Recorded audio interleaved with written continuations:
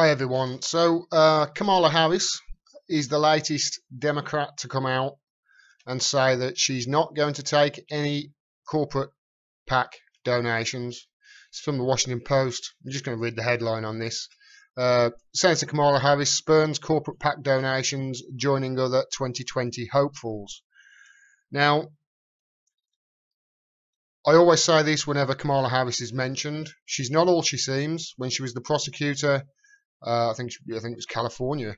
Her staff had investigated One West Bank, of which Steve Mnuchin was one of the top guys there, and they found 100 instances where he could be prosecuted, and the bank could be prosecuted for crimes.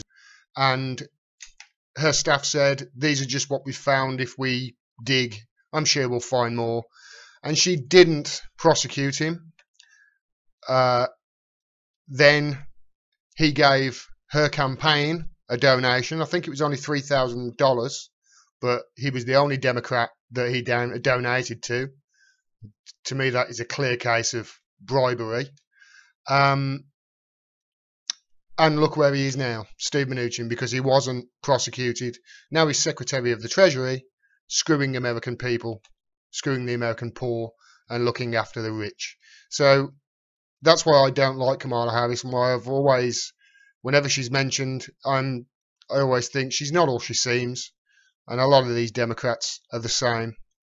If you go to Open Secrets, this is her breakdown, and Kamala Harris. Now, you can see their lawyers, law firms. That's obviously a bad thing straight away. TV, music, movies, music. She's obviously in California, so I expect Hollywood is going to be a benefactor to a lot of politicians in California. But as always with this, the devil is in the details, because even though these progressives, as I call them, are coming out and saying, right, I'm not going to take any corporate or PAC money, which is good. There's no denying that's a good thing. That's a step in the right direction. However, the devil is in the details, because if you dig down in Open Secrets, you'll find this of Kamala Harris. You can see there the large individual contributions make up 65% of all the money that she gets, all the campaign financing she gets. 65%. Now that will just go up, because instead of getting the PAC contributions, they will now give her large donations, large individual donations instead. You can see there small individual contributions of less than $200. It's only 25%. Tells you all you need to know if you just dig into Open Secrets and have a look. I mean, I could dig in further and come up with where her biggest donors are, but I don't really need to. That tells you all you need to. And there's several progressives who have come out recently and said that they're not going to take corporate PAC money. But if you actually, here's Kamala Harris, where she gets her money from: lawyers, law firms, retired women's issues, securities, investments. So you can see she's a corporate whore, for want of a better word.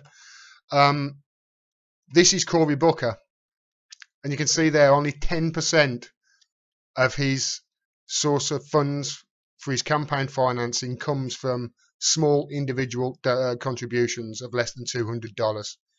That needs to be much higher, because if not, then they haven't got the support of the people. They've just got the support of large individual contributors, and that's who they're going to represent when they get in office.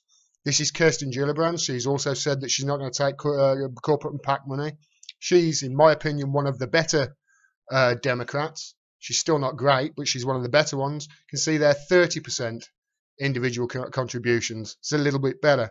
But then if you go and look at the really good progressive Democrats, this is Elizabeth Warren. Now, she's not 100% great in my eyes either. Elizabeth Warren isn't. But you can see there, only 30% come from large individual contributions, and 57%, that's the majority of her money, comes from individual contributions of less than $200.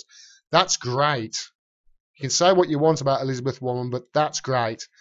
And this is Tulsi Gabbard, who I'm practically in love with, to be quite honest. I think she's wonderful. She's only at 42%. Large individual contributions at 55%. So that's not as great, but again, you've got to look at who the large individual contributions are. And I'm sure if I was to dig in that, you would find much more progressive people and people from much more worthy causes donating to her and Elizabeth Warren, for instance, than you would Cory Booker and Kamala Harris. I'll dig into that deeper in another video when it comes closer to the midterms.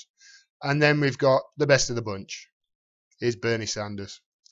100.14%. I don't know how they've worked that out. They can't have more than 100%. Oh yeah, I see minus 1.2 there's a minus 2.5 million figure there. But 100% of his money comes from small contributions. He's only had 2 million from PACs. That is a real progressive. And that's what we need to look at. So whenever any of these so-called progressives, they're not, come out and say that they're not going to take any corporate PAC money, yes, it's a step in the right direction, but always bear in mind they've just done this.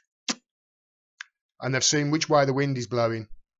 And you can guarantee that the people that I have mentioned right now in this video are all going to be running for president in 2020. The only one I wouldn't be sure of is Tulsi Gabbard. And she's the one I'd want to run the most, to be honest. So always bear this in mind whenever anybody comes out and says, I'm not going to take any corporate PAC money when they're a Democrat. First of all, it means they're going to run in 2020 probably. And secondly, you have to look at the large individual contributions to get the full picture.